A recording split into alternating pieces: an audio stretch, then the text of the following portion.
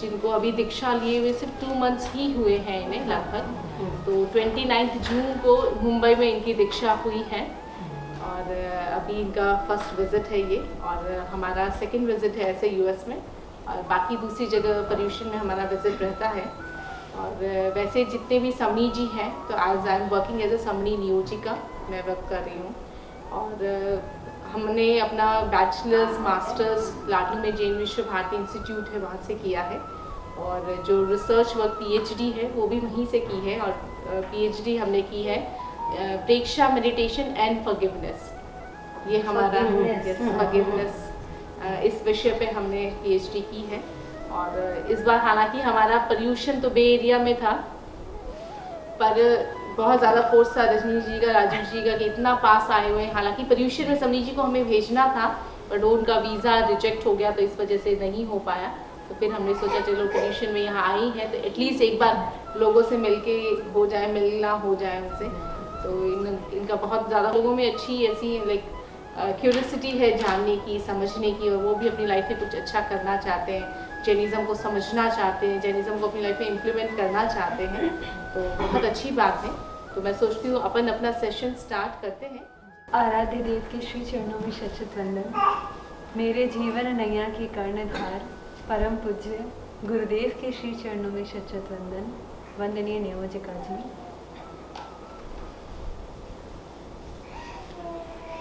हर पल अपने पास एक मौका है,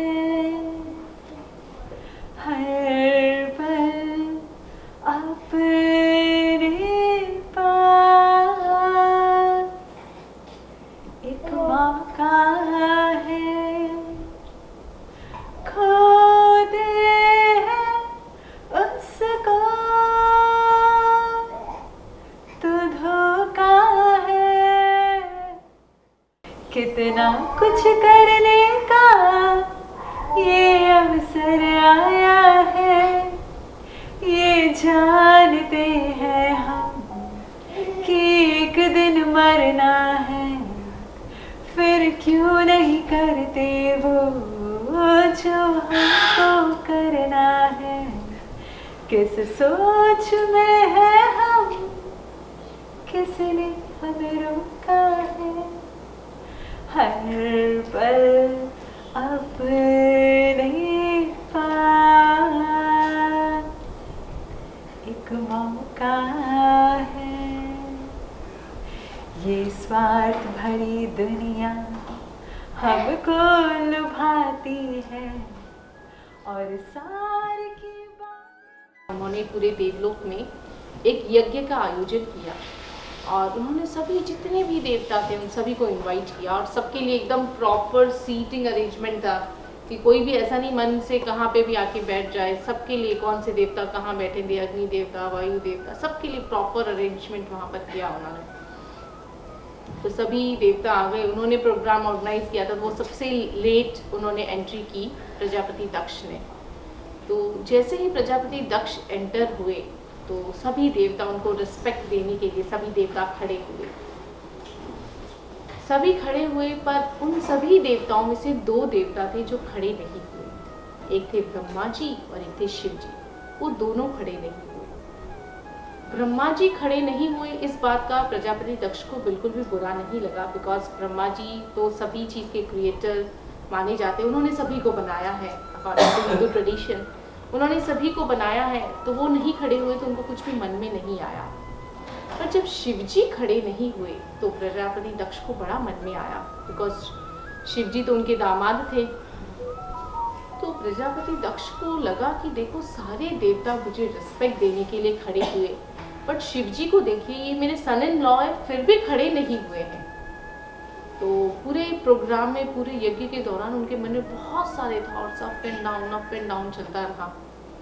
और उसके बाद सारा कुछ फिनिश होने वाला था। सभी लोगों को बीच में उन्होंने शिव जी को बुलाया और कहा कि आप में इतनी भी एटिकेट्स नाम की चीज़ नहीं है।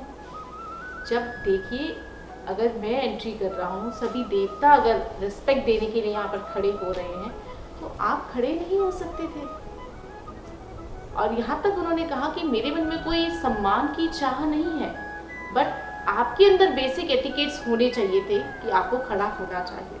बहुत कहा, शिवजी एक शब्द भी नहीं बोले, वो वहाँ से चले गए। जैसे ही वो वहाँ से गए, प्रजापति दक्ष ने सोचा इन्होंने तो कोई रिस्पॉन्स ही नहीं दिया मुझे, मैंने इतना कुछ कहा, इन्होंने एक शब्द भी नहीं कहा। वो एकदम शांत थे। और अब शिवजी ऊपर जाते हैं और ऊपर पार्वती से ये बात पूरी कहते हैं कि आज ऐसा ऐसा वहाँ पर हुआ। तो पार्वती ने पूछा, आपने वाकई में मेरे फादर को सम्मान नहीं देने के लिए आप खड़े नहीं हुए थे? तो शिवजी बोले, नहीं पार्वती, मेरा तो ऐसा कोई उद्देश्य ही नहीं था। मैं एक्चुअली उस वक्त भक्ति में इतना लीन था कि मुझे ख्याल ही नहीं आया कि कोई बाहर आया है, सब लोग खड़े हुए और मुझे भी खड़ा होना।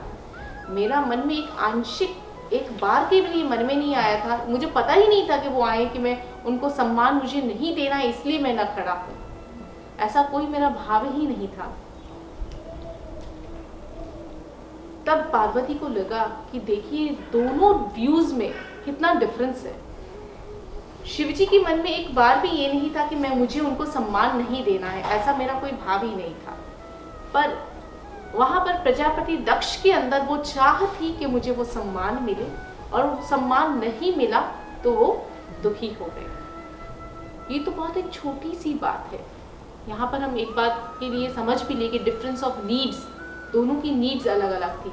उनकी, प्रजापति दक्ष की ये नीड थी कि उन्हें सम्मान मिले, शिवजी की उस वक्त वो नीड नहीं थी। शिवजी तो अपनी भक्ति में लीन थे, उनकी ऐसी कोई नीड नहीं थी कि वो उनको सम्मान ना दे। बट फिर भी उस वक्त दोनों का ख्याल अलग अलग था। छोटी सी बात को लेकर प्रजापति दक्ष के अंदर बहुत प्रतिक्रिया हो गई। और आगे जाके इसका तो बहुत एक आगे बहुत स्टोरी आगे जाती है, बट वहाँ तक मैं नहीं जाना चाहूँगी। यहाँ तक होता है कि पार्वती को अग्नि में बिठा दिया जाता है। उस एक छोटी सी घटना का मन में एक इतना द्वेष भाव रह गया उनके, और वो उस चीज़ को लेके इतने ज़्यादा इमोशनल हो जाते कि मेरे साथ उसने गलत किया। ये बहुत छोटी सी घटना है। हम सभी की ज़िंदगी में ऐसे न जाने कितनी घटनाएं होती होंगी। कई बार हमें लगता है कि हमारी फैमिली मेम्बर ने हमें हर्ट कर दिया, हमारे बड़े भाई ने हमें हर्ट कर दिया, हमारे बिजनेस पार्टनर ने हमें हर्ट कर दिया, हमारे नेबर ने मुझे हर्ट कर दिया।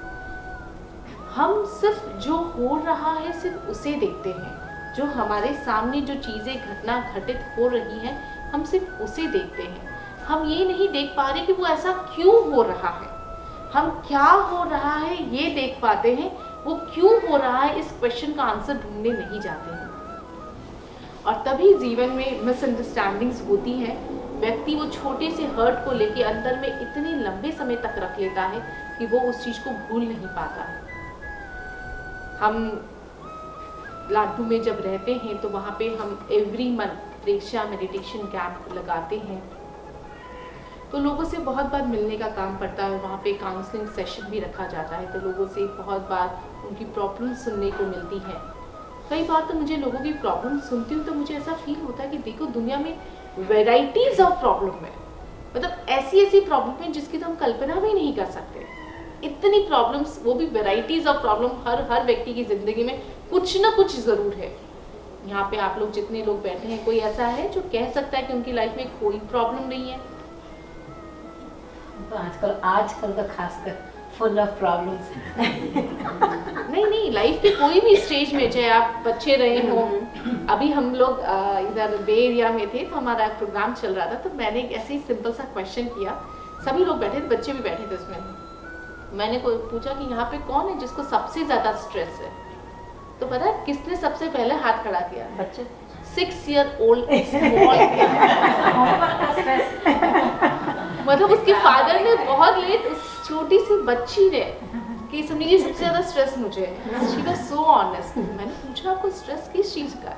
सभी जी स्कूल का बहुत वर्कलोड है और साथ साथ में पेरेंट्स का।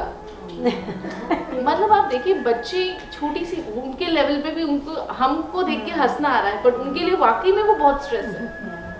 तो लाइफ के हर स्टेज में स्ट्रेस एक ऐसी चीज़ है जो हर किसी न किसी की ज़िंदगी में रहता है, और हर किसी की ज़िंदगी में कोई ना कोई प्रॉब्लम लाइक वो प्रॉब्लम है, टाइम के बाद वो रिजॉल्व भी हो जाती, बट एट दैट टाइम कुछ ना कुछ एक इशू, प्रॉब्लम कह सकते हैं उसको, स्ट्रगल कह सकते हैं, चैलेंज कह सकते हैं, कुछ ना कुछ हर व्यक्ति की लाइफ में चलता रहता है।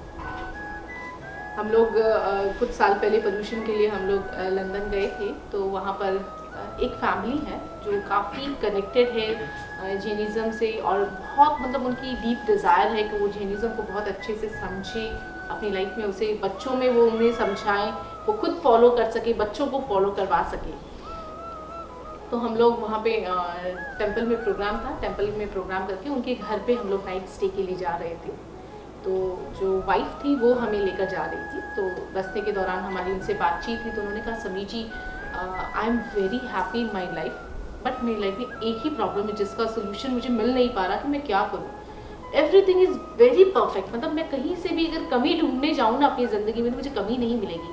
मेरे हस्बैंड इतने अच्छे, मेरा जॉब इतना अच्छा, there is no financial issues, मेरे बच्चे इतने अच्छे, इतना मेरा ध्यान रखते हैं, इतनी मेरी बात को मानते हैं, तो कोई प्रॉब्लम नहीं है, बट एक चीज़ है जिसका मैं सोल्यूशन नहीं ढूंढ पा रही हूँ। तो हमने पूछा क्या बात है, आप बताएं, कुछ हम आपको हेल्प कर सके तो हम ज़रूर हेल्प करेंगे।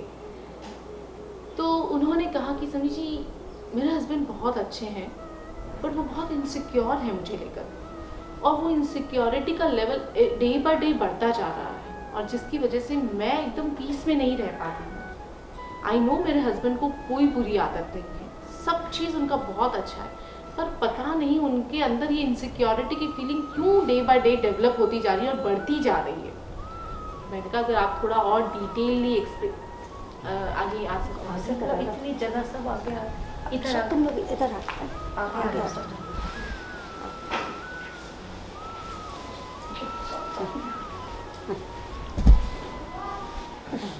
तो हमने पूछा कि आप अगर थोड़ा और डिटेल में बताएं तो शायद हम कुछ आपको हेल्प कर सकें। तो उन्होंने कहा समी जी मेरे हस्बैंड को हमेशा लगता है, बिकॉज हम दोनों का जॉब अलग अलग है और हम काफ़ी टाइम जॉब में, बिकॉज उस वक्त तो कोई कोविड आया नहीं था, तो उस वक्त वो वर्क फ्रॉम होम वाला कोई कल्चर नहीं था, तो उनको 5 डेज एवरी वर्क के लिए जाना पड़ता था। तो बोले 5 डेज मैं जब काम पे रहती हूँ तो उन्हें हमेशा लगता है कि I am with somebody else, I am not working and I am with somebody else.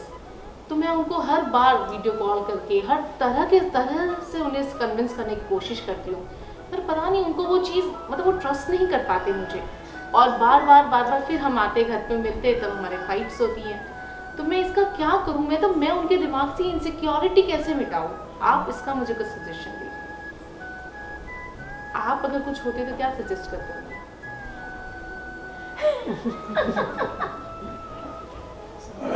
Problem दे रहे हो आप तो। हमारे अपनी ही सॉल्व होगी। नहीं, आपसे सजेशन मांग रहे हैं हम तो। क्या सजेस्ट करते हैं? क्या सजेस्ट करते हैं आप? लाइक वो लेडी जिन्होंने हमसे कहा कि आप कुछ सजेस्ट करें, आप, because I know you people have a very good knowledge, तो आप अच्छा तो सजेशन दे ही सकते हैं, तो क्या सजेस्ट करते हैं आप? शक की दवाई किसी के पास नहीं है। अब ये बात कहने से वो सामने वाला समझ जाएंगे। नहीं, बैठ के पूछेगी कि वो ये insecurity, like have the conversation with the partner, I guess. वो तो एवरीडे कर जैसे कि आपको कहते हैं झगड़े में हो रहा है, कोई चीज विटनेस की है, किस कोई प्रूफ कुछ है, जैसे कि कैसे प्रूव कर सकते हो कि we are doing something wrong? Okay, very good. Marriage counsellor के पास भी जा सकते हैं। नहीं टेक्निकली गए थे समी जी के पास से। नहीं, मतलब किस बेस पे मतलब ये बात आई, कोई क्या चीज थी जिससे ये शुरू हुआ? अभी ओके, वो है कह रही, मैं ऐसा क्या करूं कि तुम्हारा ये शक दूर हो जाए? Very good. ऐसे सजेशन तो काफ़ी अच्छे देते हैं आप लोग। कम्युनिकेशन ही है। प्रजापति दक्ष के बीच में भी वही था, कम्युनिकेशन इशू था। शिव जी वहीं पे बोलते थे तो आगे तक चलता नहीं, तो फिर यहाँ पे भी वही है, बैठे शांति से डिनर कीजिए और साथ में बात कीजिए। Very good. ऑप्शन बहुत, एक्चुअली हमेशा यही होता है कि हम वो कम्युनिकेशन गैप जो होता है उसको अगर फिल कर ले तो प्रॉब्लम बहुत जल्दी रिजॉल्व हो जाती है। तो हमने उनको कहा कि आप पहले ये देखिए कि एक्चुअली वाइफ वो देख रही है कि क्या हो रहा है, वो क्या रिएक्ट कर रहे हैं, वो सब देख रही है, बट वो ऐसा क्यों रिएक्ट कर रहे हैं, इसको आप ढूंढने की कोशिश करें कि आखिर क्या रीज़न है कि जिनकी वजह से उनको ये बार बार मन में आता है। जबकि वो ये कहते कि आई ट्रस्ट यू, फिर भी मेरे मन में आता मैं क्या करूँ। ऐसा नहीं कि वो अपनी वाइफ को नहीं, मतलब वाइफ से कोई उनको प्रॉब्लम थी, बट उनको बार वो बोले कि मैं कैसे अपने मन को कैसे समझाऊँ। तो उस वक्त हमने कहा कि आप क्या हो रहा है उस और ध्यान दे रही हैं, वो ऐसा क्यों कर रहे हैं, try to find out the reason, ऐसा क्यों कर रहे हैं। तो उसने कहा ठीक है समीर जी, मैं फाइंड आउट करके कुछ भी अगर मुझे पता चलेगा तो मैं आपके साथ कम्युनिकेट करूँगी। तो उन्होंने फाइंड आउट किया, करते करते 1 महीने के बाद उनका हमारे पास मैसेज आया। उन्होंने कहा समीर जी, मुझे समझ नहीं आ रहा कि आपका मैं कैसे धन्यवाद कहूँ, मुझे अब समझ में आया कि मेरे हस्बैंड ऐसा क्यों कर रहे थे। तो मैंने बताया, पूछा आप बताएं क्यों कर रहे थे आपके हस्बैंड ऐसा। बोले एक्चुअली मेरे हस्बैंड के जो बड़े ब्रदर हैं उनकी वाइफ ने उनको चीट कर दिया। तो ये बात उनके सबकॉन्शियस माइंड में चली गई कि अगर वो चीट कर सकती तो मेरी वाइफ भी मुझे चीट कर सकती है। मुझे उनको हमेशा लगता था कि उनकी भाभी है वो बहुत अच्छी है, वो ऐसा कभी कर ही नहीं सकती, अगर वो ऐसा कर सकती तो उनके मन में एक डाउट आ गया, कोई भी ऐसा कर सकता है। यस ये बहुत एक्चुअली वो सामने वाला इंसान अब एक प्रकार के हमारे लिए पेशेंट हो जाता है, क्योंकि अगर कोई चीज़ अगर किसी के सबकॉन्शियस माइंड में चली जाती है तो आप उससे फाइट मत कीजिए कि वाई आर आर्ग्यूइंग दिस, उससे किस तरीके से अच्छे से उनको कन्विंस अगर आप कर सकें। पहले अगर आपको उनके प्रति ये ट्रस्ट रहेगा कि ये ही सफरिंग फ्रॉम सम प्रॉब्लम, अगर आपको लगेगा कि तभी आप उनको अच्छे से कन्विंस, अदरवाइज हम हर बात लॉजिकली कम्युनिकेशन करते हैं, ऐसा कैसे कह सकते हो, तुम्हें कोई हक नहीं है ये कहने का। हम लॉजिकली कम्युनिकेट करते हैं, हमें लॉजिकली सबसे पहले हमें रीज़न फाइंड आउट करना कि ऐसा क्यों हो रहा है। अगर आपको वो रीज़न मिल जाता है, कई बार ऐसा होता है कि हमारी गलती नहीं होती है पर फिर भी उसके बावजूद भी हमें सामने वाले के प्रति एक कहते हैं ना कंपैशन की फीलिंग होनी चाहिए, सो तभी आप उस केस को रिजॉल्व कर सकते हो।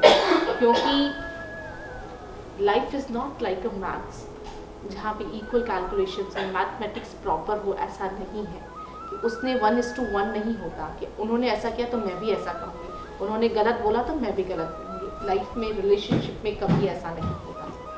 लाइफ में हमेशा ये देखा जाता है कि हु इज सफरिंग, सफ़र कौन कर रहा है। अगर वो सफ़र कर रहा है तो ट्राई टू कन्विंस दैम, और कैसे, हमसे बेटर कोई नहीं जानता कि हम उसे कैसे कन्विंस कर सकते हैं।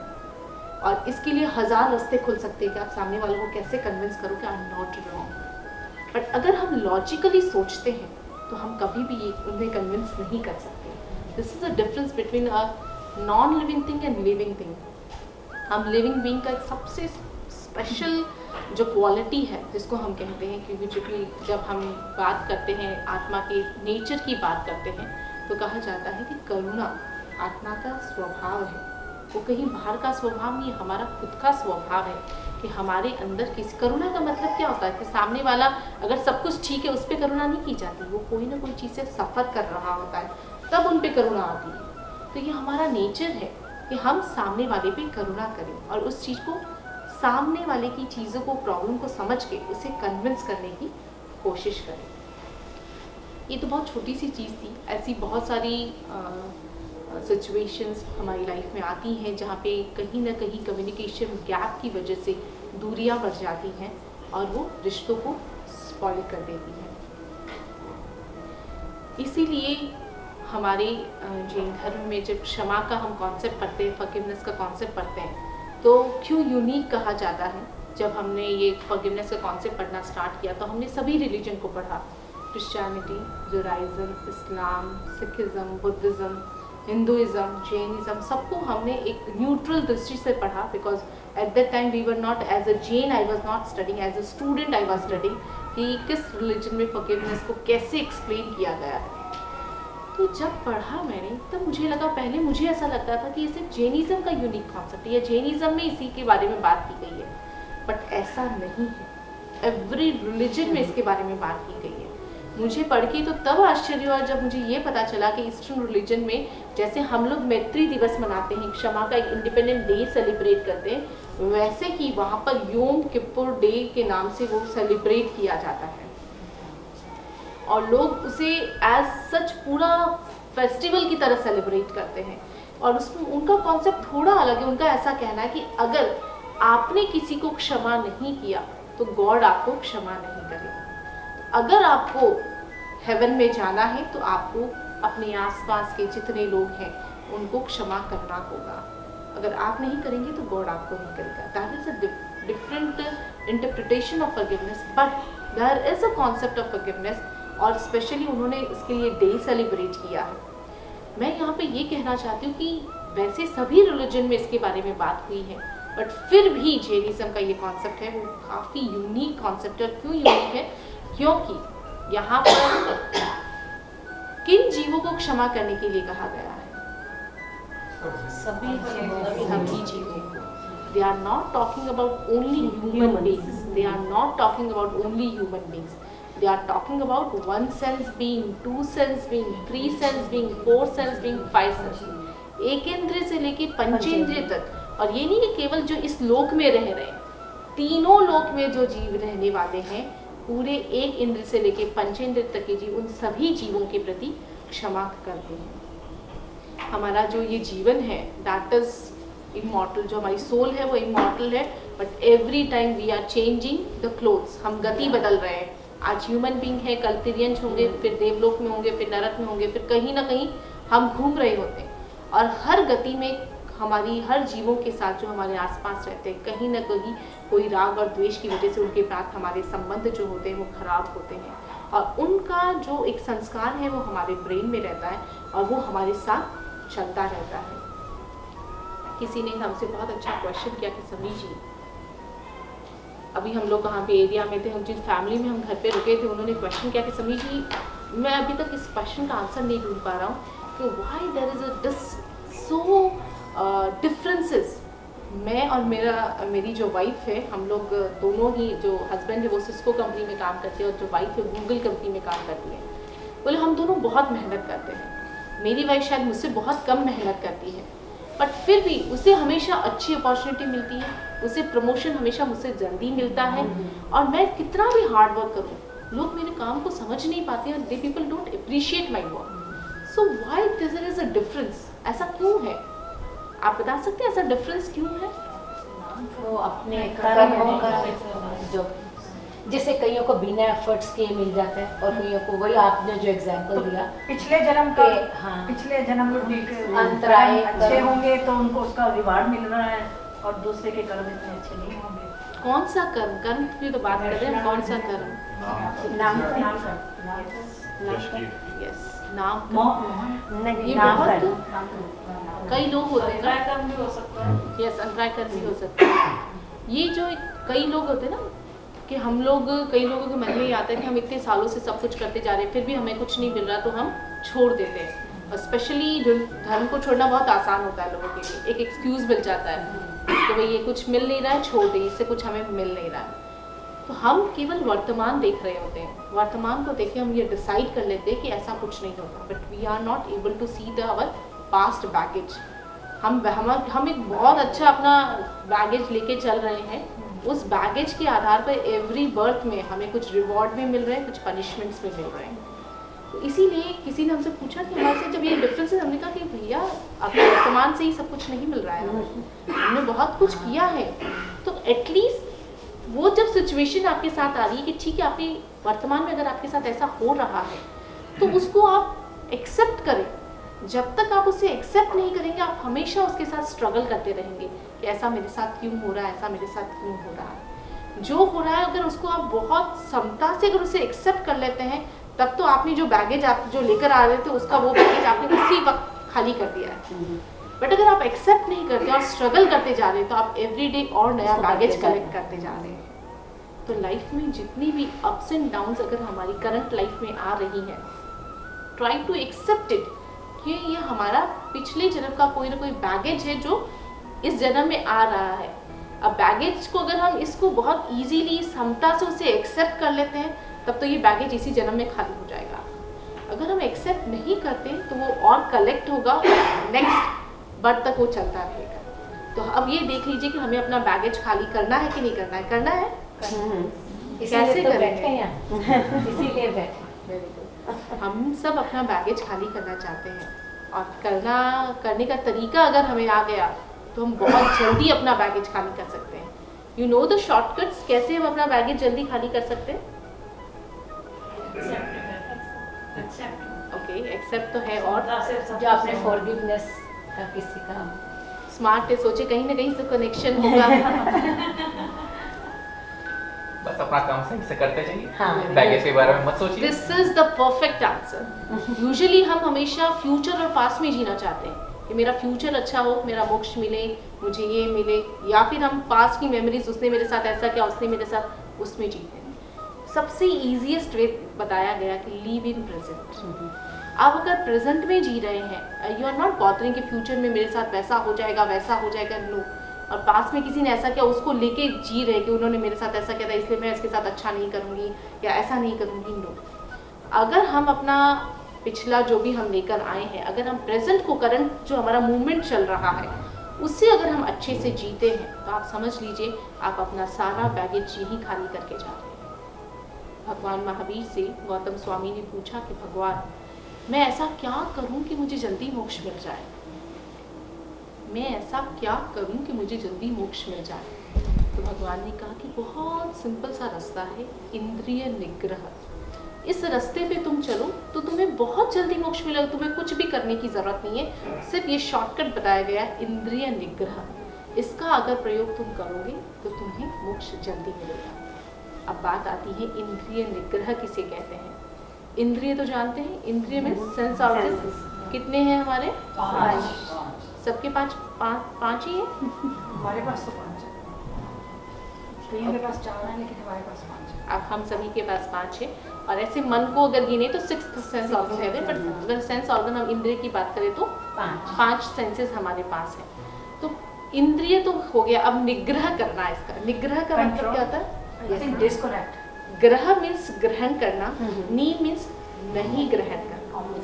तो इंद्रियों से जो हम विषय ग्रहण करते हैं, विषयों को ग्रहण करके विकार को ग्रहण नहीं करना, उसे हम इंद्रिय निग्रह कहते हैं। इंद्रिय निग्रह सबसे सिंपल वे है जिसे हम बहुत इजीली अपनी लाइफ में फॉलो कर सकते हैं, बहुत ज़्यादा उस पर समय भी लगाने की ज़रूरत नहीं है। तो हम 5 इंद्रिय जो हमारी हैं, पांचों इंद्रियों के अपने अपने विषय हैं। सबसे पहले हम बात करते हैं श्रोतेंद्रिय की। तो श्रोतेंद्रिय जो हमारा कान है, उसका विषय क्या है? शब्द। शब्द उसका विषय है। अगर हम इसमें और सेंस ऑर्गन का काम क्या है कि सिर्फ बाहर से विषय कलेक्ट करना, सिर्फ उतना ही काम है, और एनालाइज करके समझना।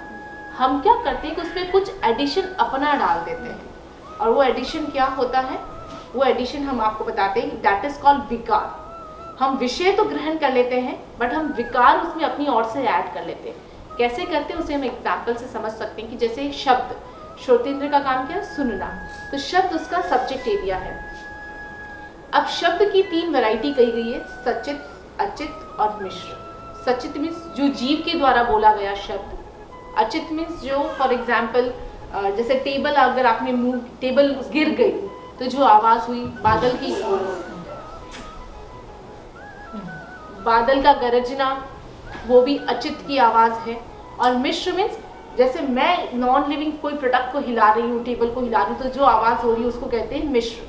तो शब्द की 3 चीजें हो गई, सचित।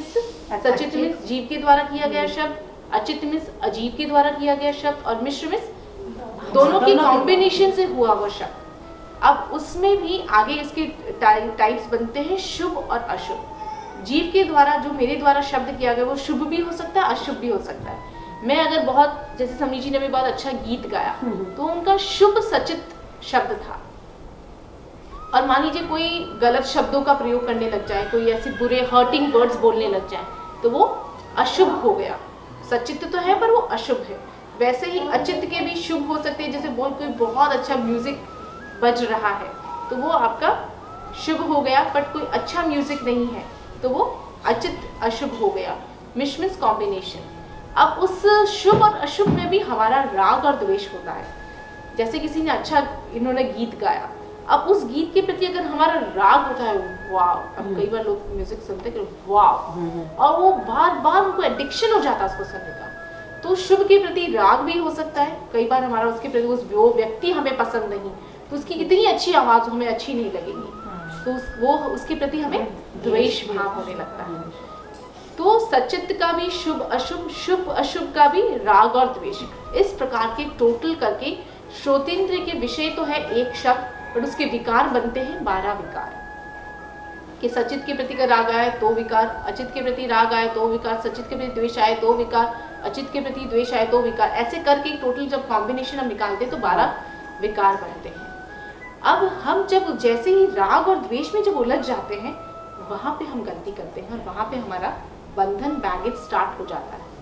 हमें क्या करना है, if you are hearing something good words, अगर आप बैड वर्ड्स कुछ भी सुन रहे हैं, don't do reaction on it. किसी ने अच्छा कहा, इट्स गुड, अच्छी बात है, बट हम उससे बहुत ज़्यादा अटैच नहीं हो रहे।